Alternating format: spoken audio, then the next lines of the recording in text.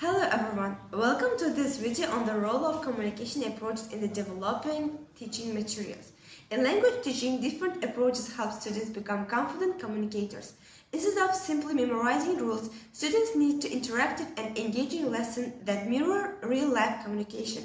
Today, I will explain 6 key approaches: communicative approach, learning-centered approach, integrative approach, competency approach, task-based learning, content and language integrated learning.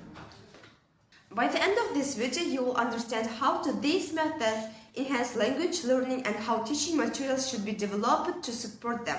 Let's get started. The first approach is communicative approach. And the communicative approach focuses on real-life language use rather than just grammar rules. It emphasizes fluency over accuracy, meaning that learners are encouraged to express themselves even if they make mistakes. The main goal is meaningful communication. The materials used in teaching should encourage interaction through dialogues, discussions, and the collaborative activities. For example, role plays where students act as customers and waiters in the restaurant and negotiating their orders and responding naturally to different scenarios. This approach helps students become comfortable speaking and listening in spontaneous conversation, boosting their confidence in real-life interaction. The second approach is learner-centered approach. This approach shifts the focus from the teacher to the students. Instead of passively receiving knowledge, students take an active role in their learning process. These materials used in teaching should be adaptable, flexible, and designed based on the students' needs, interests, and learning styles. For example, instead of assigning a general essay topic, students choose their own topics for writing assignments or discussions. And this method is useful. This approach increases motivation and engagement because students feel ownership of their learning, leading to better retention and enjoyment. The third approach is integrative approach. The integrative approach combines multiple languages skills, for example, reading, writing, listening, and speaking, into one cohesive lesson. This method ensures that students developing language holistically rather than the isolation. These materials used in teaching should include the tasks that require students to use more than one skill simultaneously. For example, a project where students research topic, write about it, presented to their classmates, and then engage in a group discussion. And this method is useful just mirror real-world communication and where we naturally integrate different language skills in everyday interactions. Our fourth approach is competency-based approach. And this approach focuses on the practical skills rather than memorization. The idea is to equip students with the real-world competencies they can immediately apply in their professional or personal lives. And the materials used in teaching should be focuses on the authentic tasks rather than theoretical exercises.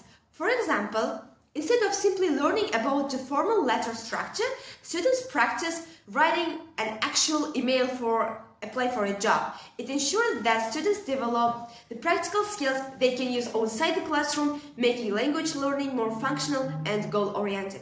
Our fifth approach is task-based learning.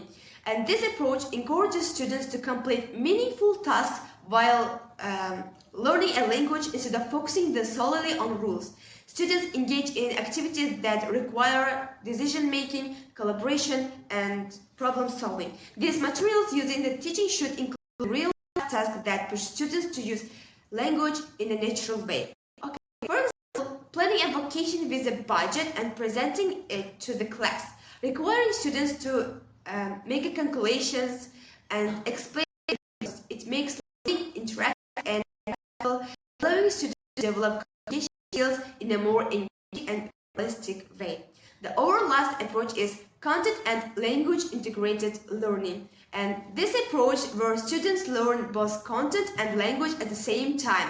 It's widely used in bilingual and immersion education. The materials used in teaching should integrate the subject knowledge with the language learning. For example, science or history lesson taught in a foreign language example, teaching the water cycle in English, where students learn scientific concepts while also improving their English vocabulary.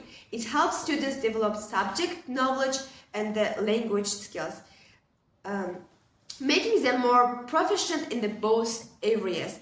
And also, we can say that in summary, different communicative approaches help students create engaging and effective teaching materials. The communicative approach improves integration and the fluency, and the learn-centered approach makes students active participation in their own learning.